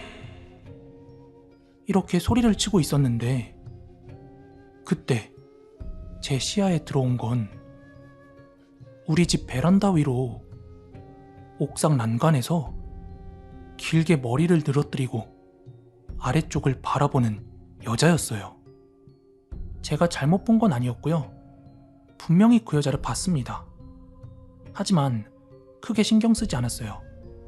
왜냐하면 제가 거기에 가만히 서 있으면 다른 친구들이 저한테 총을 쏠 테니까요. 그렇게 여기저기 돌아다니며 서로 총알을 주고받고 있는데 보통 빌라가 사각형의 사면이잖아요? 이번엔 건물 뒤편으로 와서 자동차 뒤에 숨어 총싸움을 하고 있었는데 그 건물 뒤편 옥상면에서 아까 그 여자가 또 고개를 푹 숙이고 땅을 내려다보고 있는 거예요. 그래서 이번엔 뭘 저렇게 쳐다보나 싶어서 그 여자를 쳐다보고 있었는데 그때 다시 한번 엄마가 밥 먹으라고 소리를 치는 게 들렸어요. 그래서 저는 친구들한테 집에 간다고 하고 다시 빌라를 오르기 시작했죠. 그런데 괜스레 궁금해진 저는 저희 집인 3층을 지나쳐 옥상층에 잠깐 올라가 봤어요. 하지만 역시나 옥상은 문이 잠겨 있었죠. 그래서 집으로 돌아온 저는 밥을 먹으며 엄마한테 이야기를 했어요. 엄마, 나 옥상에서 어떤 아줌마 봤다? 뭐? 옥상 잠겨 있을 텐데? 너 거기 어떻게 올라갔어? 아니, 올라간 게 아니라 밑에서 옥상을 봤는데 어떤 아줌마가 땅을 내려다보고 있었어. 엄마는 옥상 문이 잠겨 있다는 걸 진작에 아셨는지 좀 의아해 하시더라고요. 저에게 잘못 본 거 아니냐고 묻기도 했고요. 그래서 저는 분명히 봤다고 이야기를 했습니다. 그리고 제가 옥상에서 봤던 여자의 정체는 제가 중학생이 되고 나서야 알게 되었죠. 제가 어머니께 그 이야기를 말씀드린 뒤로 불과 몇 개월이 안 되어 저희 집은 이사를 갔어요. 전학은 가지 않았고 살던 빌라와 조금 떨어진 곳에 더 넓은 집으로 이사를 가게 되었어요. 그렇게 새 집에서 제가 중학교 2학년쯤 되었을 때 부모님과 식사를 하던 중에 어쩌다가 전에 살던 빌라 이야기가 나왔어요. 그때 어머니가 말씀하신 내용인데요. 다음과 같습니다. 그 당시 반상회인지 부녀회인지 하여간 동네 사람들 몇몇이 모여서 같이 식사를 했다고 합니다. 그 자리에서 엄마는 옥상에 대해서 이야기를 꺼냈는데 옥상은 가령 고추를 말리거나 에어컨 실외기 점검 등 꼭 필요할 때 반장한테 열쇠를 받아가서 열 수 있었답니다. 그 외에는 상시 잠궈 놓는다고 했대요. 안전상의 문제나 기타 여러 가지 이유로요. 그때 우리 엄마는 거기 있던 사람들한테 우리 애가 뭘 봤다더라 하며 제가 했던 이야기를 했나 봅니다. 그러자 거기 있던 아주머니 몇몇이 감정을 감추지 못하고 눈이 동그랗게 커지더랍니다. 알고 보니 그 빌라가 연식이 좀 된 오래된 빌라라 시멘트로 된 옥상 난간이 성인 남성의 배꼽 높이 정도밖에 안 된다고 합니다. 그래서 예전엔 옥상에 빨랫줄도 널어놓고 했었는데 그 빌라에 살던 아주머니 한 분이 해가 쨍쨍하던 어느 날 빨래를 널고는 무의식 중에 뒷걸음질을 하던 중 그만 옥상 아래로 떨어져 사망한 일이 있었다는 겁니다. 그래서 꼭 필요한 일이 아니면 평소에는 자물쇠로 잠가 놓았다는 거예요. 그리고 엄마는 제가 보고 나서 이야기한 것과 식사 자리에서 들은 게 괜히 불길한 기분이 느껴졌고 아버지와 상의하에 이사를 했던 거라고 하셨어요. 아무튼 저는 이 사실을 알고 나서도 여전히 찝찝함이 남더라고요. 제가 본 그 여자는 도대체 왜 바닥을 그렇게 뚫어져라 보고 있었을까요? 제가 그 여자의 모습을 보고 느낀 건 사실 실족이 아니라 스스로 뛸 자리를 살피던 죽기 전의 행동을 반복하고 있었던 건 아닐까 하는 생각이 들었습니다.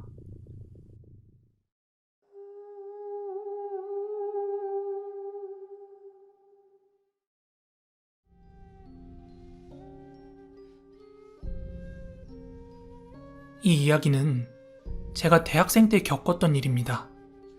제가 군대를 다녀와서 갓 복학했을 때 일인데 제가 2학년을 마치고 군대를 가서 군대를 다녀오고 복학했을 땐 24살이었습니다. 그 나이 때 남자애들 대부분이 그렇듯 저도 그때 굉장히 차에 관심이 많았어요. 하지만 대학생이 돈이 어디 있겠어요. 그러니까 차를 살 순 없는 노릇이었고 군대 전역한 게 무슨 대수라고 저는 아버지한테 군대 전역 선물로 중고차라도 하나 사주면 안 되겠냐 이렇게 물었어요. 그랬더니 학생이 차가 필요할 일이 뭐가 있냐면서 제 말 무시하시더라고요. 그런데 군대에 가면 철이 들어도 나오면 똑같아진단 말이 있잖아요. 저는 집요하게 아버지에게 쫄랐습니다. 그러자 그 당시 아버지께서 타시던 차량이 YF 소나타였는데 그렇게 차가 가지고 싶으면 이거 주말에는 이거 해라 하시면서 아버지가 남은 차키를 하나 저에게 주시는 거예요. 그래서 결국 아버지 밑으로 제 이름도 보험을 등록해놓고 주말에는 제 것처럼 아주 신나게 차를 몰고 다녔습니다.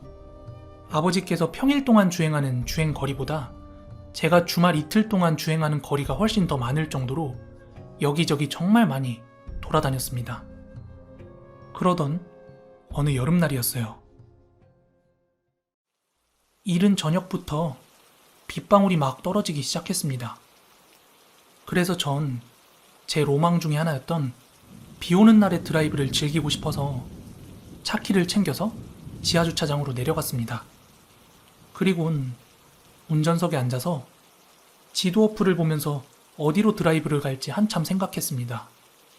그 결과 제가 가기로 한 곳은 을왕리 해수욕장이었습니다. 서울에서부터 분위기 좋은 음악을 세팅해놓고 비 오는 날의 분위기를 만끽하면서 저는 운전을 해서 을왕리까지 향했습니다. 을왕리 해수욕장에 도착을 했을 땐 저랑 같은 생각을 한 커플들이 많았는지 늦은 밤이었음에도 불구하고 조개구이집이나 횟집에 사람이 북적북적했어요. 저는 혼자서 술을 마실 건 아니었기 때문에 그 바닷가 근처를 좀 구경하다가 다시 차로 돌아와서 시트를 뒤로 젖히고 잠깐 누워 있었어요. 그리곤 차 위로 떨어지는 빗방울 소리를 감상하면서 아, 진짜 내 차가 있으면 좋겠다. 또 여자친구도 함께 왔으면 좋았을 텐데 뭐 이런 생각을 하다가 스르르 잠에 들었습니다. 그리고 한 40-50분 정도 잔 것 같습니다. 슬슬 집에 돌아갈까 생각을 하고선 마지막으로 근처 한 바퀴만 돌고 서울로 향해야지 하고는 차에 시동을 걸고 엑셀을 밟았습니다. 그렇게 해수욕장 인근 동네를 돌다가 왕복 1차로에 진입을 했습니다. 당시 그 왕복 1차로에 제가 가던 방향의 우측으로 인도가 하나 있었거든요. 근데 저 멀리 인도변에서 웬 여자가 손을 흔들며 차를 세우더라고요. 그래서 서서히 속도를 줄이면서 대시보드 너머로 자세히 봤는데 그 여자가 우산도 없이 비를 쫄딱 맞고 팔만 흔들고 있는 거예요. 그래서 그 여자 옆으로 차를 대고 보조석 창문을 내리고 물었어요. 뭐 도와드릴까요? 하면서 보조석 쪽으로 고개를 돌려서 그 창밖을 보는데 저 진짜로 심장이 멎는 줄 알았어요. 그 비에 젖은 여자가 막 사이코처럼 웃으면서 나 좀 인천까지 데려다 줘요. 응? 문에 딱 붙어서 이러는데 와, 진짜 그 표정과 말투가 너무 소름 끼쳐서 저는 그게 사람인지 귀신인지가 중요하지 않았어요. 저는 너무 놀라서 죄송합니다 이러고 곧바로 그 자리를 떴습니다. 한동안 심장이 너무 두근거렸어요. 아니, 그 비를 쫄딱 맞고 해맑다 못해 좀 기괴할 정도로 막 그러는데 전혀 차에 태우고 싶지가 않았어요. 보통이라면 그런 경우에 아, 정말 죄송한데 어디까지만 데려다 주시겠어요? 이렇게 말하는 게 정상 아니에요? 아무튼 그 밤중에 너무 진정이 안 돼서 앞만 보고 멍하니 운전을 하고 있었습니다. 그리고 영종대교로 가는 한 방조제길을 달리고 있었는데요.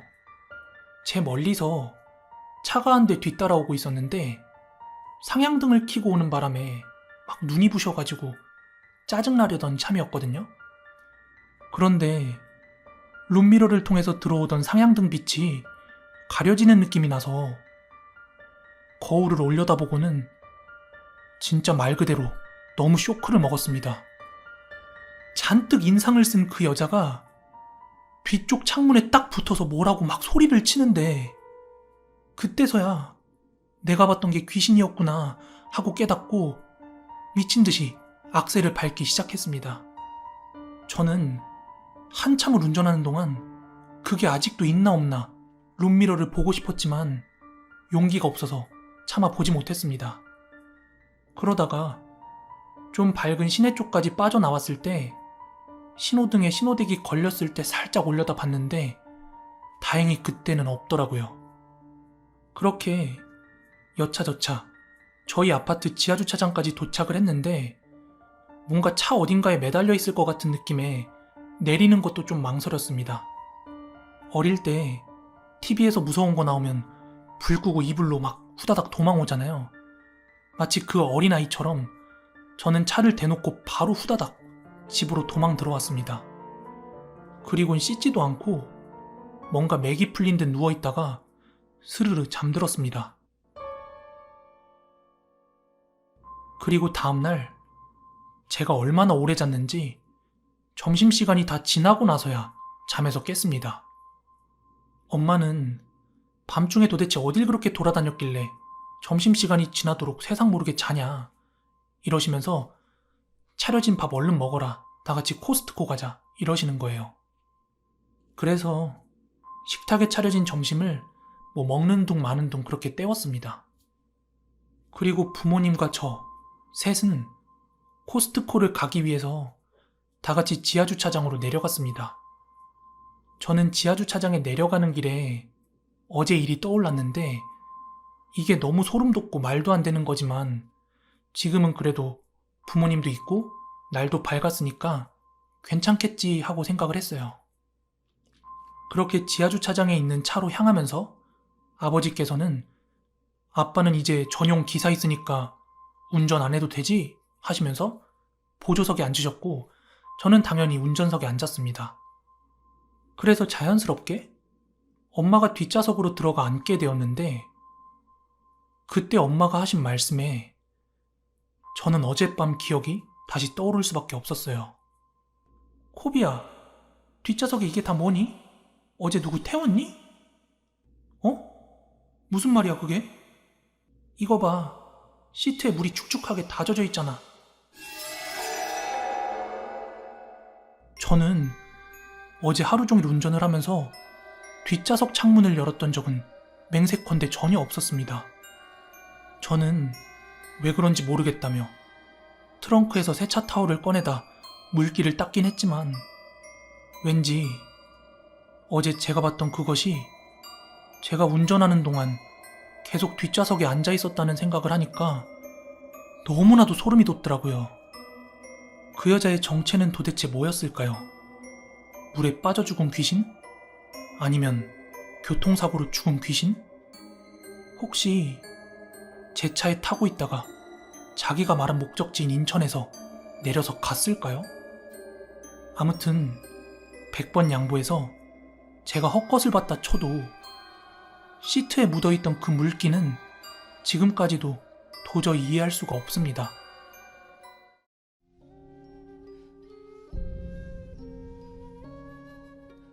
이 이야기는 돌아가신 저희 외할머니로부터 들은 이야기입니다. 저는 어릴 때 부모님께서 일찍 이혼하셔서 양육권이 엄마 쪽으로 넘어가게 되었어요. 그래서 엄마는 돈 문제 때문에 바깥에서 주로 생활을 하셨고 저는 외할머니 손에 길러져서 제가 중고등학교 들어갈 무렵에는 선생님들한테도 얘 되게 애늙은이 같다 이런 소리를 많이 들었습니다. 엄마보다는 할머니와 함께 있는 시간이 많아서 그런지 할머니에게 보고 듣는 것들이 참 많았어요.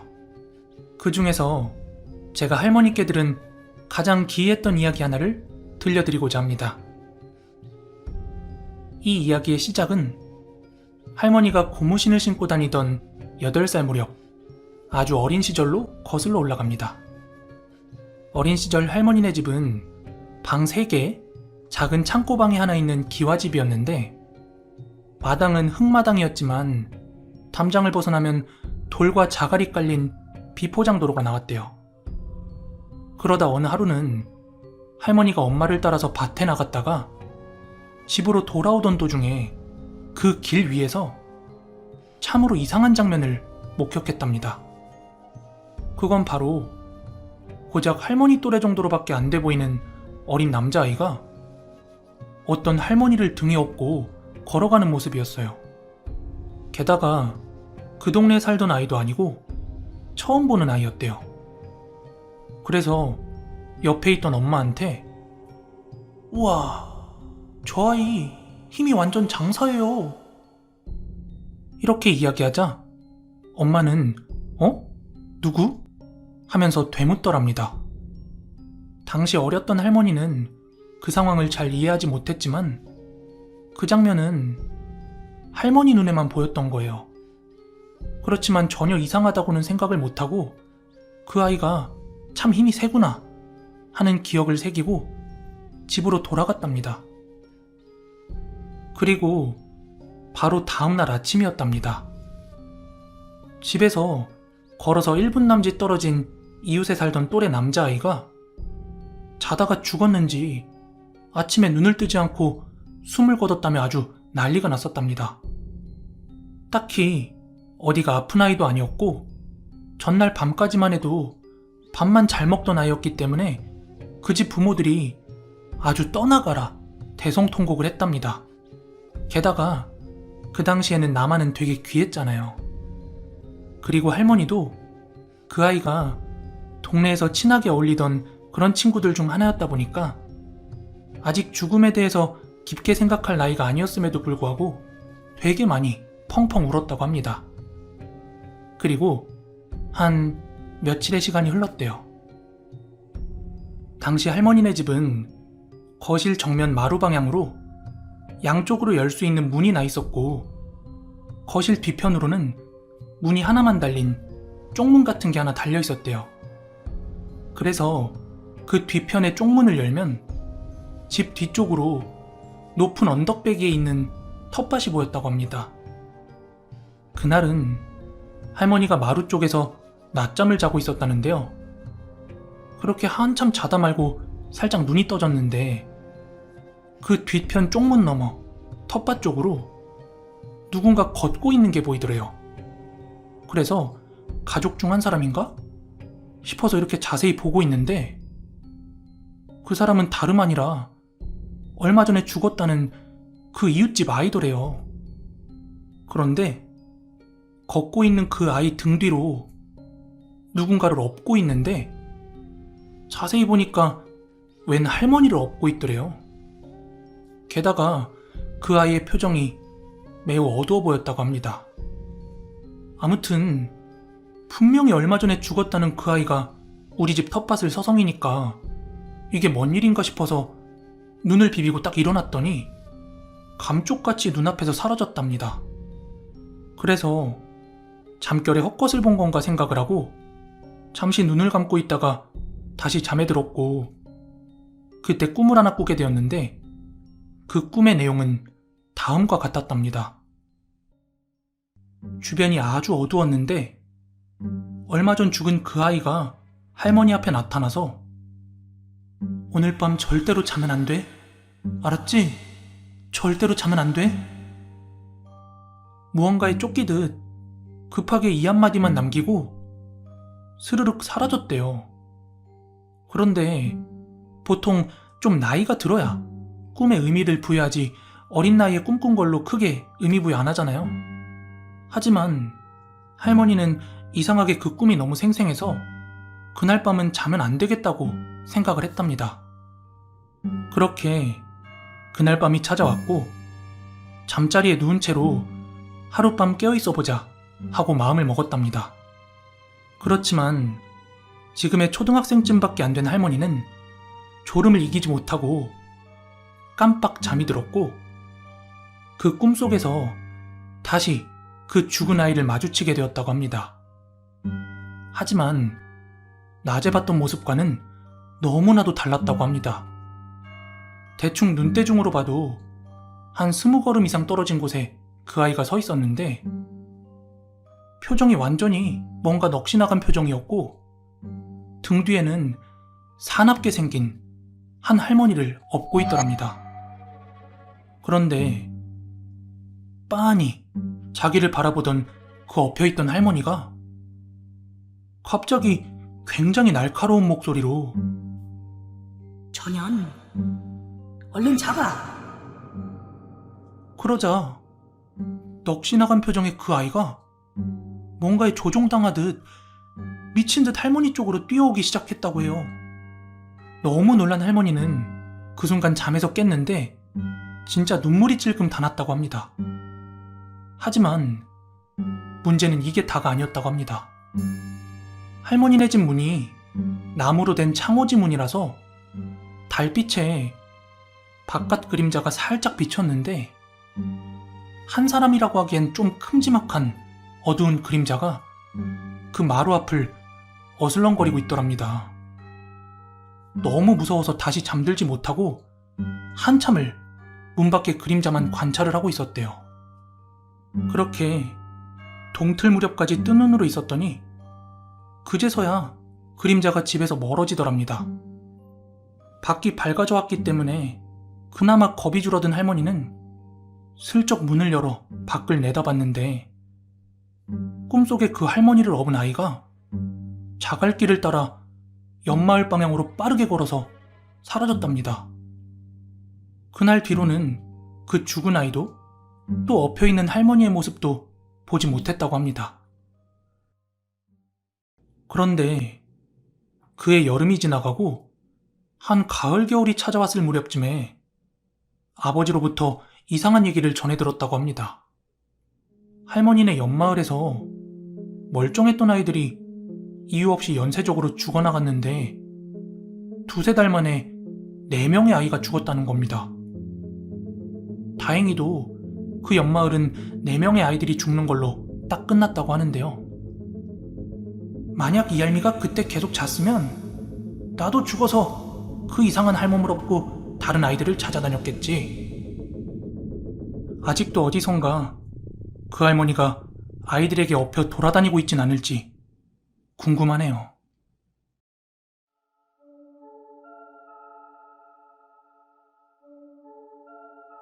지금부터 말씀드릴 건 제가 고등학교 때 있었던 일인데요. 아마 여러분들도 마찬가지겠지만 학창시절에는 크건 작건 학교에 얽힌 괴담 하나씩은 다 있잖아요. 그건 저희 학교도 마찬가지였어요. 그리고 실제로 귀신을 본 선배들도 있었다는 그런 소문이 돌기도 했습니다. 지금부터는 제가 이 소문이 진짜가 아니었나 생각을 하게 된 사건 하나를 말씀드리려고 합니다.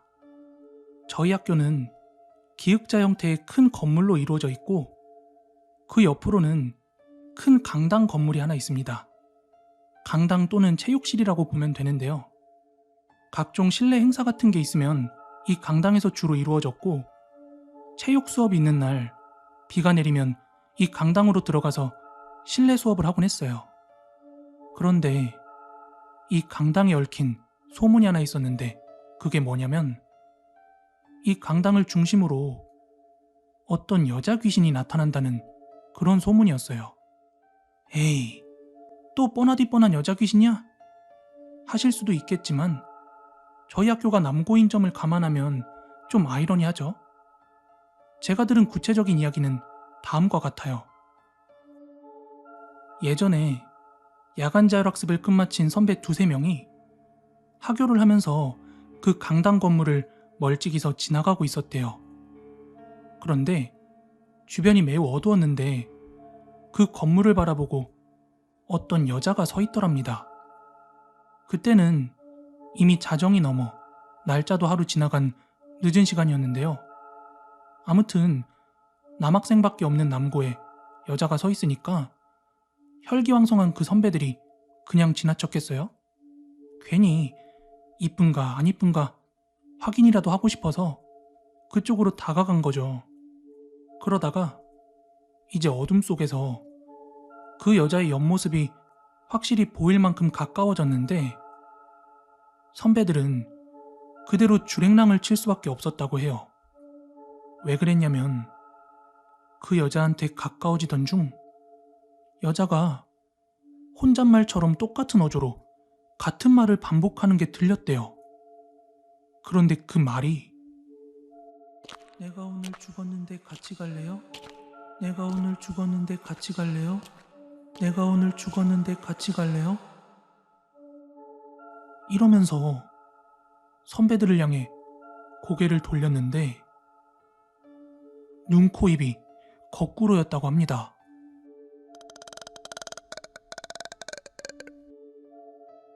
저는 이 소문을 같은 학교 친한 형을 통해서 이렇게 구체적인 이야기를 들었지만 대부분 아이들은 그냥 강당에서 귀신 본 사람이 있다더라. 요 정도로만 많이 알고 있었죠. 그렇지만 저 역시도 그냥 뻔한 학교 괴담 치부를 하면서 이런 소문이 있구나 정도로만 생각을 했어요. 하지만 이 생각이 바뀌게 된 결정적인 사건이 있었습니다.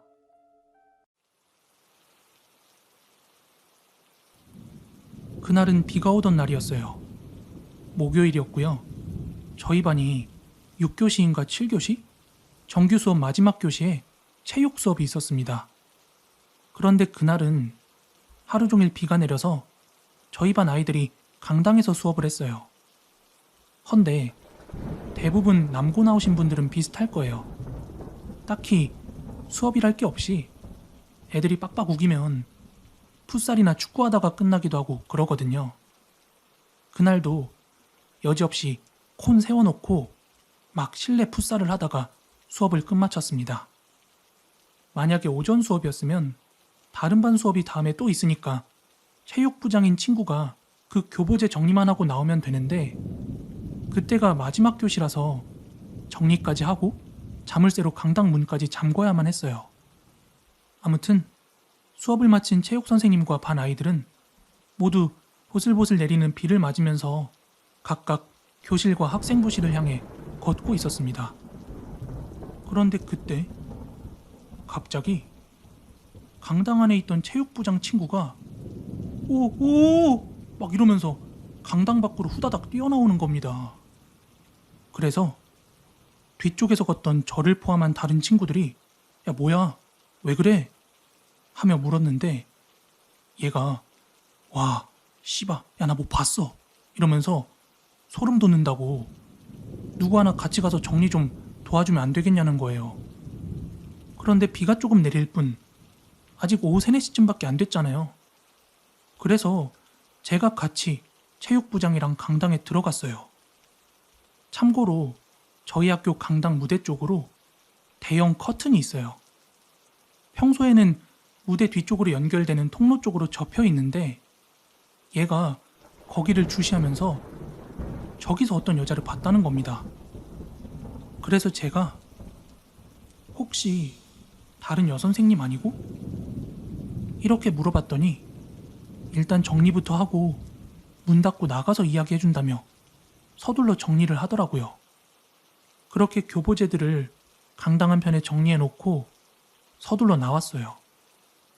그리고 저는 얘한테 너 뭘 봤는데? 하며 물었는데 이 친구가 이렇게 말하더라고요. 아니, 무대 쪽으로 뭔가 움직이는 게 느껴져서 돌아봤는데 무대에 아무도 없는 거야. 그래서 다시 정리하려고 고개를 돌리다가 우연히 그 커튼 뒤쪽을 봤는데 여자가 고개를 빼꼼히 내밀고 있다가 뒤로 사라졌어. 그 말을 듣고 저는 되물었습니다. 정말이야? 다른 여선생님이나 그런 거 아니고? 그러자 친구로부터 돌아온 대답에 저는 귀신이었구나 하고 믿을 수밖에 없었습니다. 야, 사람인데 얼굴이 거꾸로일 수가 있냐?